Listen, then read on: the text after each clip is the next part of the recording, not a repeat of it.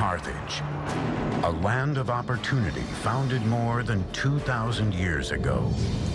Driven by wealth, power, and ambition, these pioneers built an empire that dominated the Mediterranean world for over 600 years. By developing some of the ancient world's most groundbreaking technology, both at home and in the far reaches of the known world. The centerpiece, a massive harbor that held hundreds of warships, the vanguard of antiquity's most formidable navy. These ships are coming up fast. People see them coming. Carthage is here. But storm clouds were gathering on the horizon. Carthage finally had an enemy that could match it blow for blow. A superpower like the world had never seen, Rome. The Romans saw Carthage as a spear pointed at the very heart of Rome. In this to-the-death struggle, only one could emerge victorious. The other would be reduced to rubble.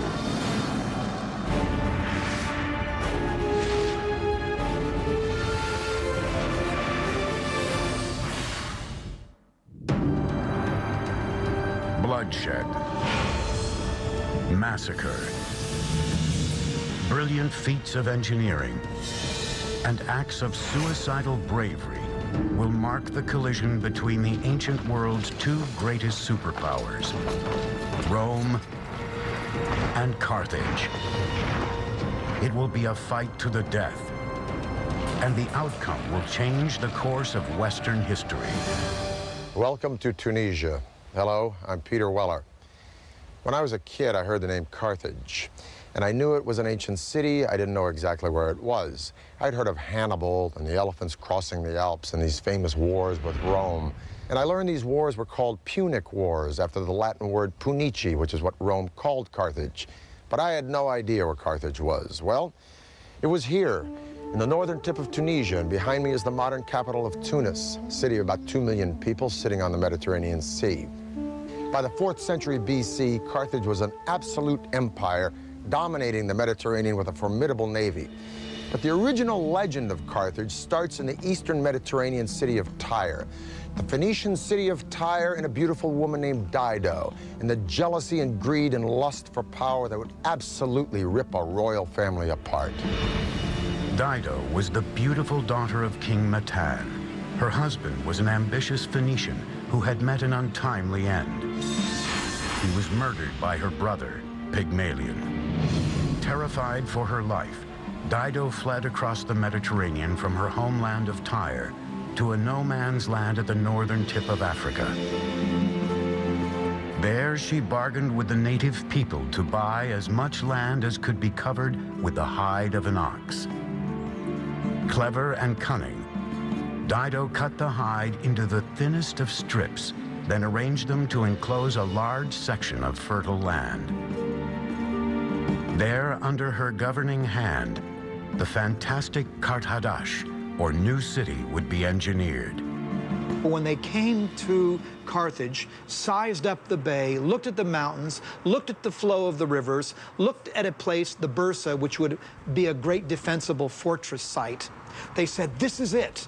This is where we will build our city. Dido's settlement, Carthage, quickly prospered. According to legend, tales of its wealth and Dido's beauty spread all the way to Erebus, king of the Moors. Part of Dido's story is this tale of the king of the Libyan natives, Erebus, who wishes to marry her, but she refuses to do so. According to the storytellers, it's out of love for her assassinated husband, and she climbs onto a self-built funeral pyre and burns herself up. It was here, from her ashes, that one of the greatest empires in the known world would rise. Surrounded by bigger powers and with little land, the Phoenicians of Carthage turned to the sea. They were pioneers, pragmatic, open to new ideas, and endlessly innovative. When Dido established this city, the new city, a lot of people's eyes obviously opened wide and said, hey, a new city, a new start. And as these trading routes that Carthage pioneered expanded, it very rapidly became as international a city as anywhere then in the world.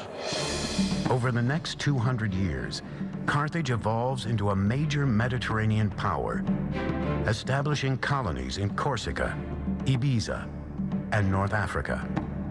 By around 700s, maybe 650 BC, Carthage is a force to be reckoned with. Everybody's heard of it. Nobody messes with it. It's a very important city. Through expansive trade networks, by the 7th century BC, Carthage's new territories were generating a massive treasure chest, and its population reached 300,000, making it one of the biggest cities in the world.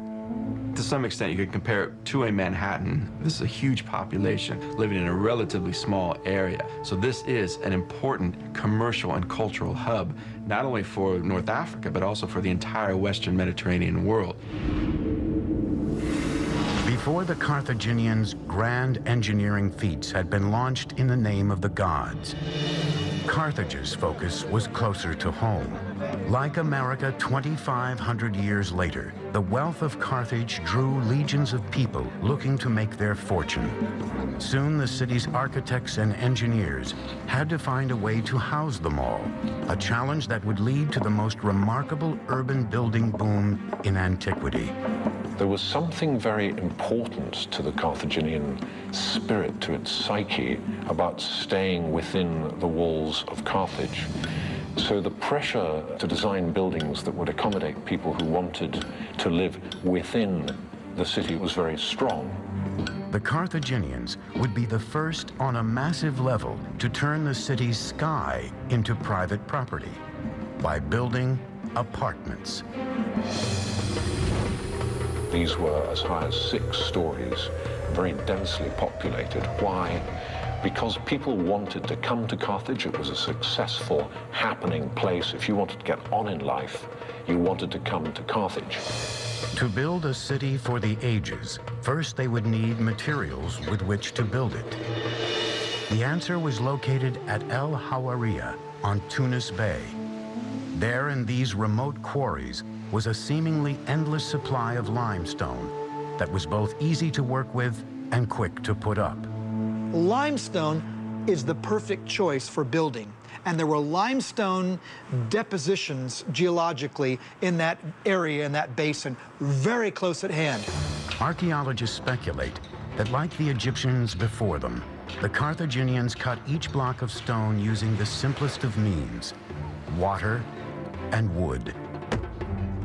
After they've chiseled a dotted line channel along the face of a rock, they take a wooden wedge, stick it in there, if it's deep enough, and then wet the wood. And what will happen naturally is the wood will expand with the water, and then it'll naturally crack the stone.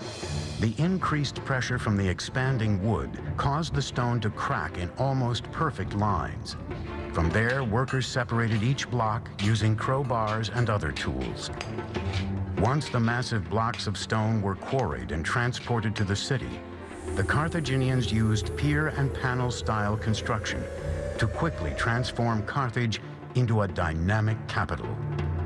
It's very clear that by using stone in the first place, they weren't ready to pick up and go elsewhere. They were looking down the long term. For each metropolis to survive, it needs a constant source of running water. Carthage was no different, so the ancient city engineers turned to cisterns like this. Each cistern was made of a double layer of eggshell, ash, and clay, made the cistern absolutely watertight. Every home enjoyed access to a cistern through a series of pipes and channels.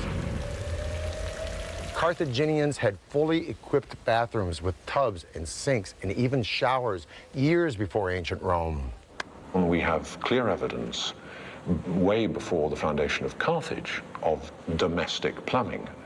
But it is Carthage by 600 BC or thereabouts, and certainly Carthaginian town of Kirkuane by 450 BC, that we have the first evidence of a unified system of water usage and, critically, sewage. Any fool can put in a bathroom, but the question is what you do with the waste water. And at Kerkouwen, you see very clearly a unified single system that has piped water to the rooms that need it, the kitchen and the bathroom, but then piping the wastewater out to a common sewage system. This was evolutionary, yes, but it is also typically Carthaginian because it's also revolutionary. By the 6th century BC, Carthage was growing into a true city-state, brimming with magnificent temples, glittering palaces, and high-rise houses. But as Carthage's flame burned brighter, the flame of their Phoenician cousins was burning out. The great Phoenician city of Tyre fell to the Babylonians in 574 BC. Carthage was now on its own. Before long, the Carthaginians would sail beyond the dusty shores of North Africa, continuing to expand their empire by conquering the seas. The Carthaginians saved money by covering their stone houses with smooth stucco, making them appear to be constructed of expensive marble. 520 BC, 3,000 oars propel 60 ships through the Pillars of Hercules, known today as the Straits of Gibraltar. Hanno the Navigator, the great admiral of Carthage, is sailing to the edges of the known world. He is preparing to launch a power play that could lead to total domination of the Mediterranean. So every great explorer, Christopher Columbus, Vasco da Gama, who sailed off into the unknown, seems to me a very strong parallel for the original and best of them, Hanno the Navigator. Hanno set sail to extend the boundaries of the Carthaginian network of colonies and exchange, not mere trading activities, but planting whole cities of new settlers to maintain control of land and access to its resources. Carthage's technical prowess on the seas has brought it power and wealth. By the 6th century BC, the islands of Corsica, Sardinia, and the Balearic Islands are now under its control. The hub of its power flows from a marvel of engineering, the harbor of Carthage. This is the absolute pinnacle of Carthaginian engineering. Although records are shaky, archaeologists believe it may have been constructed as early as the days of Hanno. But at the height of her power, in the 2nd century BC, the harbor of Carthage was transformed, technologically superior to any maritime facility in the world, and the very lifeblood of Carthage. It was part of Carthage, it was the heart of Carthage, it was the lungs of Carthage, it was everything to Carthage, both naval and commercial. The harbor had a common entrance from the sea that was 70 feet wide, which could be closed with iron chains. Inside its gates were 2 separate marinas, the first for the traders and merchant vessels.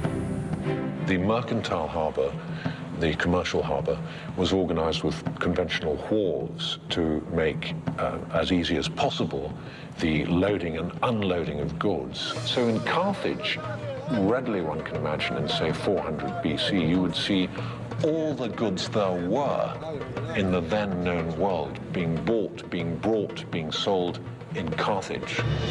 The second, a circular harbor, was designed for military use. A series of 30 docks were arranged symmetrically. Another 140 additional berths radiated out on the perimeter of the circular port, allowing the entire harbor to hold 220 boats. Today, a lone dry dock has been excavated, a reminder of the strength the harbor once commanded. This is all that's left of the Kothon, or military harbor of ancient Carthage. A kothon was an interior port carved out of the land as opposed to an exterior port attached to the seaside. Now, with all these beautiful villas around here, it's kind of hard to imagine that this harbor was the launch point for the wealth and power of ancient Carthage. Now, the nerve center for this maritime hub was that circular island out there where there were 40 or 50 slots for boat dry dock. And on top of that island was a big tower where trumpeters would blare signals, and heralds would deliver orders, and admirals would oversee operations like observing what ships were coming in from sea, be they friend or foe, while at the same time those ships couldn't very well observe what was going on in this port. Nobody has anything approaching this potency, this power, let alone this navigation and seafaring skill. So when the barriers are taken off the channel and within, they're scrambled, as they did in World War II with aeroplanes, these ships are coming out fast down this channel and out into the Mediterranean. People see them coming. Carthage is here. For 2 centuries, Carthage dominated the Mediterranean.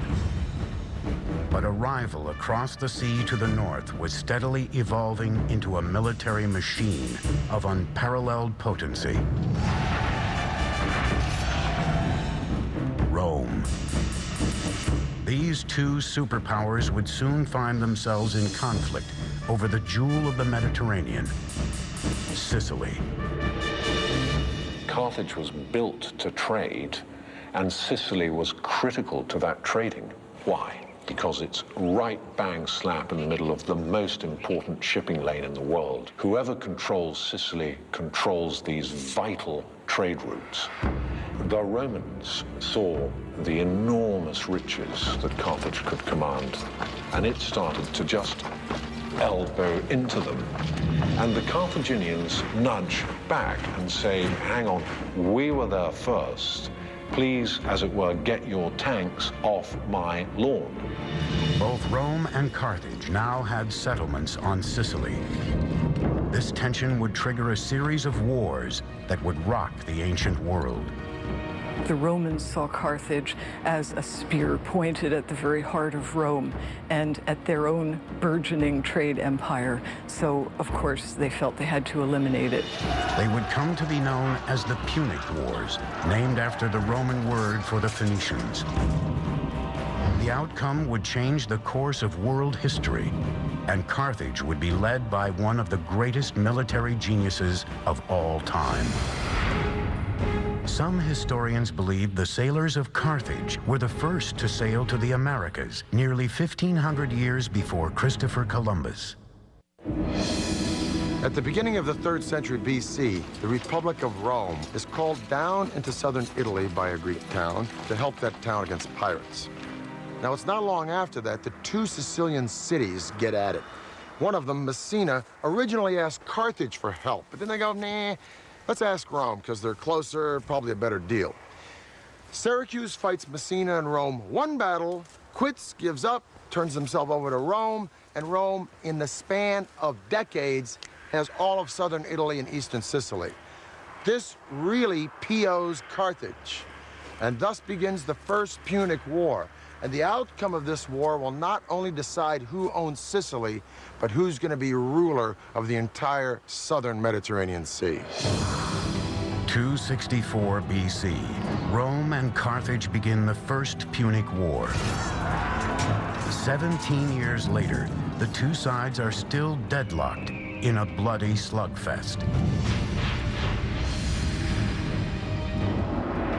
The stalemate appears to be broken only when a fierce and charismatic military commander named Hannibal Barca takes control of the Carthaginian forces. Hamilcar was the first great general of the Carthaginian Empire. He's the man with charisma. He's the man who knows how to get the job done, how to save their coals from the fire. Between 247 and 242 BC, this fiery military tactician, Hannibal Barca, sweeps into Sicily. He's dynamic, he's powerful, and he's absolutely ruthless. But what gives Hamilcar his real confidence is that at his back, he has a new sleek form of warship called the quinquereme, quin meaning 5 banks of rowers. The quinquereme isn't really developed by the Carthaginians, it's developed by the Greeks. But what the Carthaginians do is make this sea-going battering ram huge.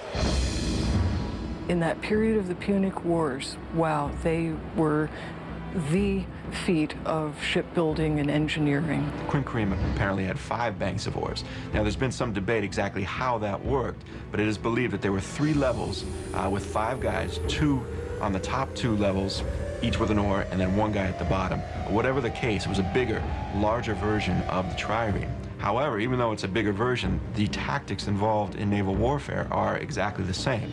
The main purpose of these ships is to ram the enemy's ship. That's what they were engineered for. Outfitted with a bronze-covered ram, they were designed for speed and maneuverability. These were very, very, very quick. Trying to catch a Carthaginian warship was trying to hit Muhammad Ali in his prime as a boxer. A standard quinquereme was roughly 120 feet long, 9 to 16 feet wide, and could hold up to 420 sailors. Fully manned and loaded, a quinquereme weighed more than 100 tons. On open water, these mega ships were killing machines. And this thing is just coming straight at you at a speed you've never dreamt of as possible. And bang! The whole of your boat shakes, your ship shakes, and you start to sink. Compare that with the trireme, where often the model was probably much more to engage with the enemy ship and have land fight at sea. The Carthaginians didn't mess about like that. They wanted to get in, they hit you once and you drown, and they're gone. To hit the next one, deadly. Now, the genius of the Carthaginians was in figuring out how to mass-produce these ships. They took sort of prefabricated parts and put them all together on an assembly line. So to an enemy, no sooner would a quinquereme be sunk than another one would appear on the horizon. And this was a distinct disadvantage for the Roman Navy until they came upon a wrecked quinquereme, and they sort of reverse engineered it. They deconstructed it, figured out how it was put together, put it back together, and made it their own. They captured a grounded Carthaginian quinquereme and made dozens of copies of these. In fact, the copies weren't as well made and were made out of green wood, and after one season they fell to pieces. But never mind, that's all the time the Romans needed to turn the tide. The Roman and Carthaginian fleets would now square off with the ancient world's equivalent of weapons of mass destruction to see who truly owned the seas. March 10th, 241 BC, the fleets met at the Agates Islands off the western coast of Sicily for one of the greatest sea battles of all time. In the hostilities of the First Punic War, the Battle of the Agates Islands, fought off the coast of Sicily, was a turning point. In the battle between 2 brilliantly engineered fleets, Carthage had the advantage in numbers. But their sleek killing machines were bloated with grain and supplies for Hamilcar's army, camped out on nearby Sicily. Many ships were sunk or lost or captured. People weren't expecting that. Now, the Carthaginians try to make a break for it, but they are unable to do so because of this extra weight. That gives the Romans the victory. It was a strategic disaster. In the end, the Romans took nearly 30,000 Carthaginian prisoners. With no way of resupplying himself and his troops, Hamilcar was forced to surrender and retreat back to Carthage. It was clear the pendulum of power in the Mediterranean was now swinging ominously toward Rome. In victory, Rome gained not only Sicily, but also Carthage's holdings on Corsica, Sardinia, and the islands between Sicily and Africa. Hoping to cripple Carthage, Rome forced it to pay a large tribute. But Carthage was not ready to give up yet. It turned westward to Spain to generate new wealth. And the Carthaginians send Hannibal Barca to Spain, so his goal in 237 is to conquer as much of Spain as possible. It took 9 hard-fought years for Hamilcar to conquer the native tribes there. When he finally did, all of the land south of the Ebro River becomes part of the Carthaginian Empire. But Hamilcar paid for that conquest with his life. In 228 BC, he was killed in battle with a rebelling native tribe. Hamilcar's death in Spain was a great blow to Carthage, but it was by no means the end of Carthage. In fact, it opened the way for a whole new initiative.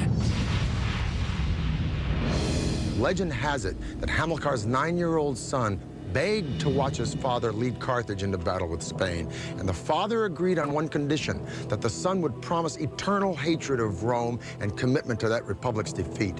And it was thus the son, named Hannibal, became the instrument of his father's revenge. And this was the first step on a path that would transform Hannibal into the most devastating foe that the Republic of Rome would ever face. In 1969, archaeologists discovered a sunken Punic warship with cannabis on board. It's thought the herb was brewed into a tea to calm rowers' nerves. 211 BC, a specter is haunting the Republic of Rome. Outside her walls, with an army poised to strike, is the man Romans fear and loathe above all, Hannibal, the great general of Carthage. Brilliant, brutal, sophisticated, he is Rome's worst nightmare. As if by magic, Hannibal has penetrated Rome's defenses. But the magic is actually Hannibal's strategic genius, and the use he makes of one of the world's greatest engineering corps. There's no doubt in my mind that Hannibal wasn't one of the greatest generals in history. I think demonstrably he is the greatest general in history. Hannibal's genius is born of a near religious zeal to destroy Rome, handed down to him by his father. In 221 BC, he was given the tools to do it. At the age of 26, he took command of the Carthaginian army. Hannibal was certainly Hamilcar's son. He was a crafty politician, a brilliant strategist and military man, but his real genius was in knowing when to use all of the great engineering developments that Carthage had at its disposal. As a commander of ironclad courage, he would launch one of the most stunning campaigns of aggression the world had ever seen. Rome had gained control of the Mediterranean, meaning Hannibal could not reach his enemy by sea. Driven to fulfill the vow he had made to his father to destroy Rome, Hannibal set out to do the impossible. He'd march over land, across the Alps, to the heart of the Roman Empire. Now, Hannibal knows he's greatly outnumbered. He knows he has a relatively small army in comparison to the Romans, but he does come up with a strategy which he believes will bring him victory. And what he has to do is take his army to Italy itself and attack the Romans on their home field. Hannibal set off in 218 BC with an army of 90,000 men, 12,000 horses, and 37 elephants acquired from African neighbors to the south. Elephants have been used in battle for centuries before this. They could be the turning point in a battle because the cavalry of the enemy could not withstand elephants. Therefore, Hannibal believes it's worth it to try to get these elephants to Italy. By October, they'd traveled more than 600 miles and came face to face with their first major obstacle, the raging Rhone River in France. Even at its narrowest, shallowest time of the year, the Rhone River is still going to be somewhere between 100 to 150 to 200 meters wide. It's going to be daunting to all of Hannibal's field engineers.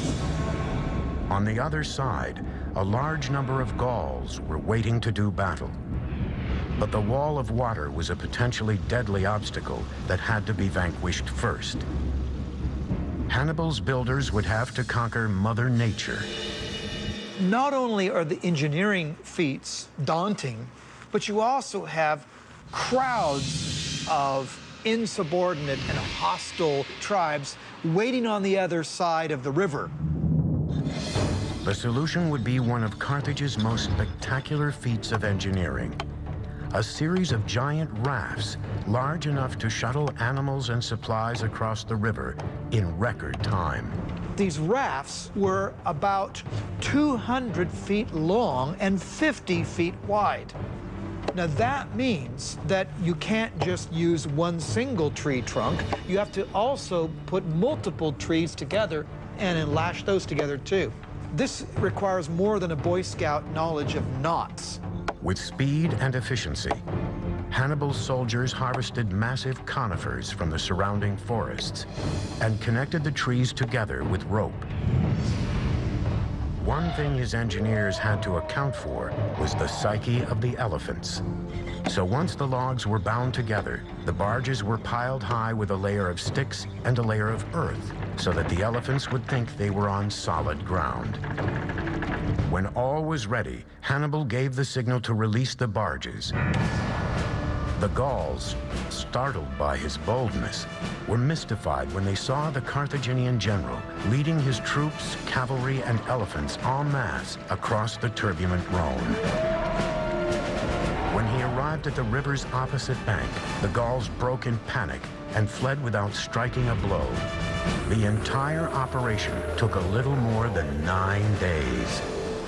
I think the crossing of the Rhone in such a short space of time, using rudimentary equipment, is one of the great achievements of military history. And people slightly forget the small engineering miracles that made all this possible.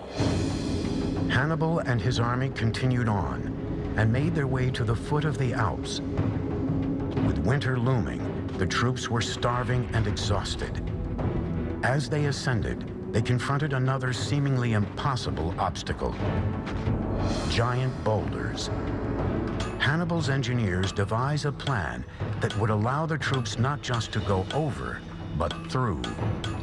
The stratagem of crossing the Alps certainly shocked the people of Italy.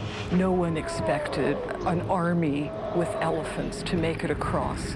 And although the Alps may have seemed in places impassable, this idea of breaking up the mountains themselves to create a pathway to get your pachyderms across was a brilliant idea. Now, how did Hannibal get his men, not to mention all those elephants, up, over, around, or through these giant boulders? Well, according to the Roman historian Livy, he came up with an ingenious plan along with his engineers that would literally move mountains. They cut big crevices through these boulders, and then they got wood from the surrounding forests. They'd wrap these boulders in the wood, and when the wind was right, they'd torch the wood. The rocks would heat up, and just when they were hot enough, they'd pour boiling vinegar into the crevices, which would shatter or melt the rocks such that his men could break them apart with iron implements. Now, what was Hannibal doing up in the Alps with all this vinegar? Well, if this is true, and we like to think it was, otherwise how did he get across the Alps? It speaks volumes to the genius of this brilliant general. I'll tell you one thing, after navigating the snow of the Alps, the sight of the plains of northern Italy must have been very, very welcome. On August 2nd, 216 BC, near Cannae in southern Italy, Hannibal faced off against Roman forces under the command of Terentius Varro in a decisive conflict that would seal the fate of these two empires. As dawn breaks, Hannibal draws up a force of 50,000 men, newly strengthened with the help of hired mercenaries, against Varro's nearly 90,000 Romans. Varro decided to try and crush his opponent, sending a massive force to attack Hannibal's center. This would prove to be a fatal mistake. Anticipating Varro's strategy, Hannibal orders his cavalry to circumvent the Roman ranks from the rear. Hannibal had certainly done his homework in studying the psychology of his opponents, and he was able to trick them into his center, and then his forces could engulf them. Completely surrounded, the Romans were slaughtered where they stood. Only 3,500 Romans managed to escape. 10,000 were taken prisoner, and 70,000 were left dead on the battlefield. At the Battle of Cannae, the single greatest defeat ever inflicted on a Roman army throughout its entire history. And of course, we have to go to World War I to find a scale of slaughter as big. Cannae was a masterpiece of military strategy, but Hannibal was unable to capitalize on his string of victories. He fought on for another 13 years, mounting siege after siege on Rome and its surrounding cities.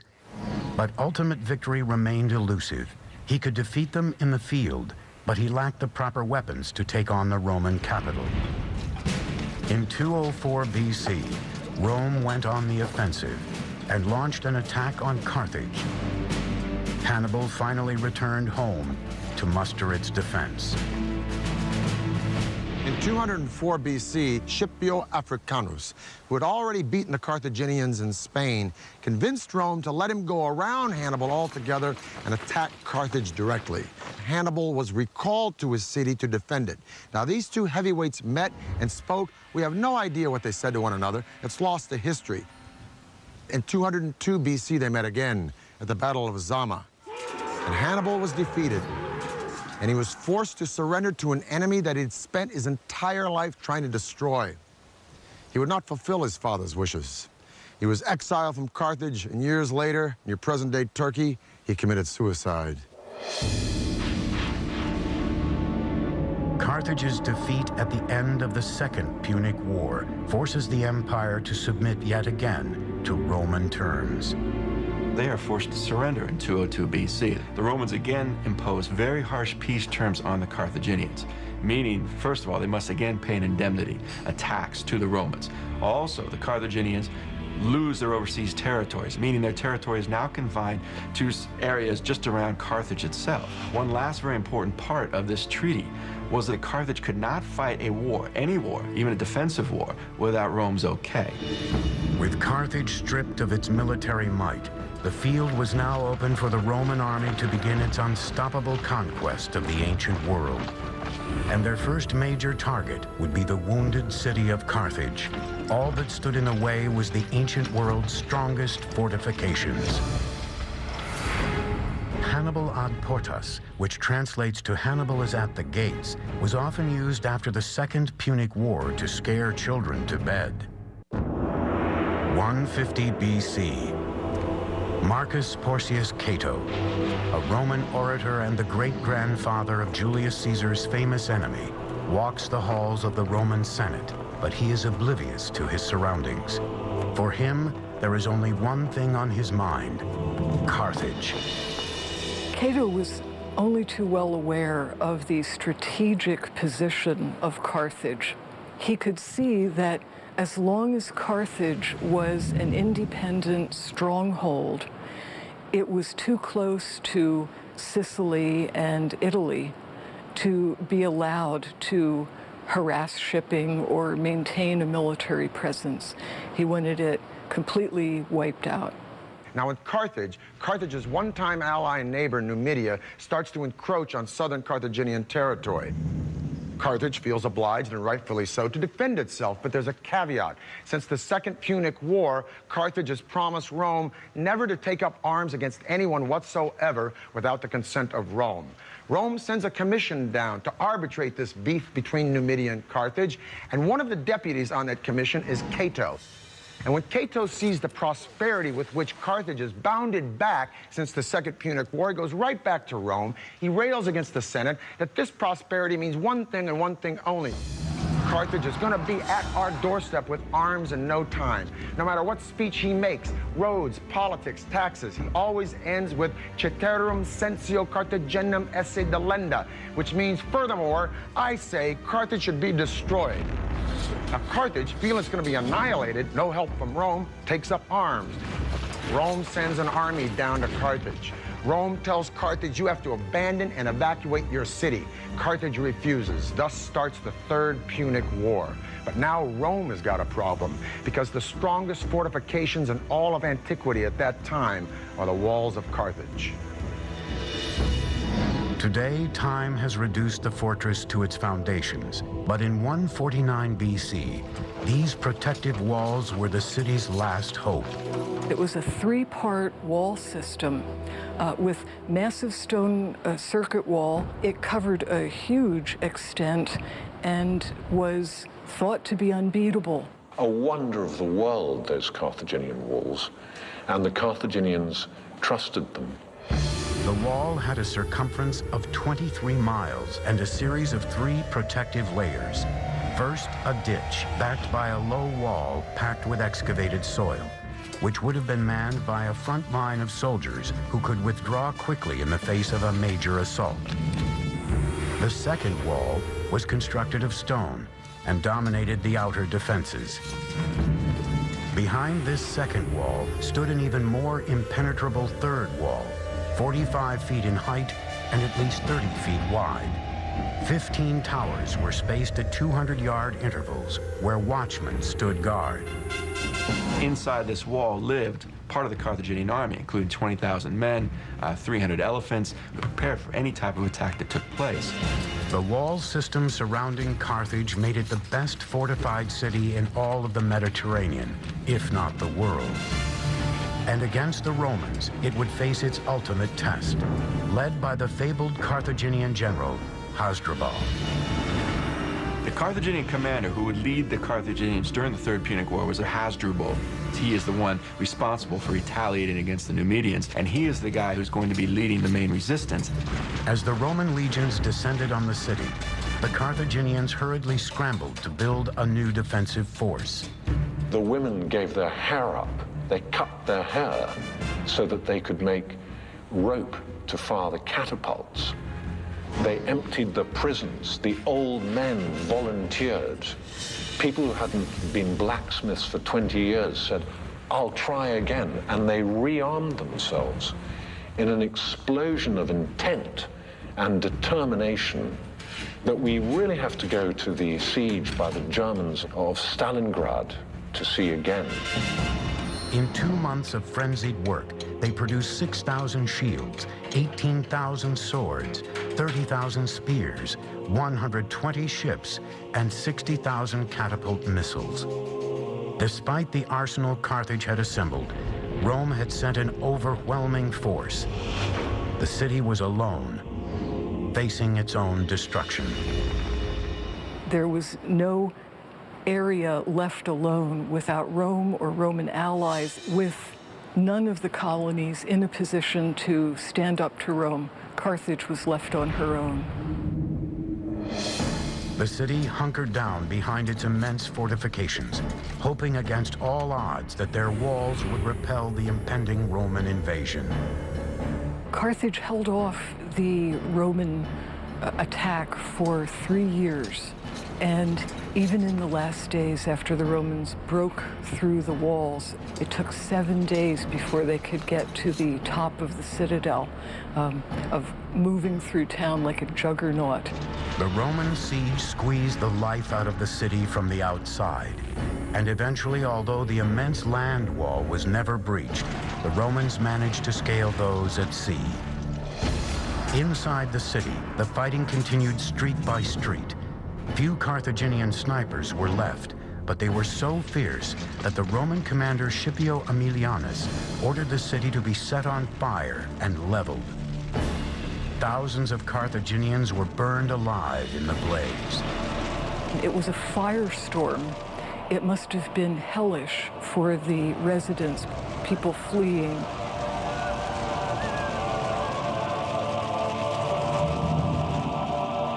During its siege and capture, Carthage had been decimated. The city's population fell from 500,000 to 50,000. The survivors were sold as slaves, never to return home.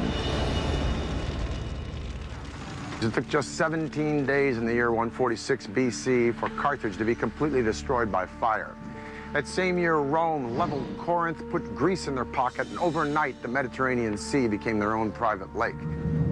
Carthage would rise again, albeit this time reconstructed by Rome, like this fantastic amphitheater here at El Jim. And by the 3rd century AD, Carthage would thrive once more as a commercial port. But although undeniably Roman, the spirits and the voices of Dido and Anno the Navigator and Hasdrubal and Hamilcar and Hannibal would echo throughout those Roman walls, begging to be remembered for the remarkable achievements of their civilization. And if you listen well, you can still hear those voices whispering among the ruins that are Carthage. For the History Channel, I'm Peter Weller.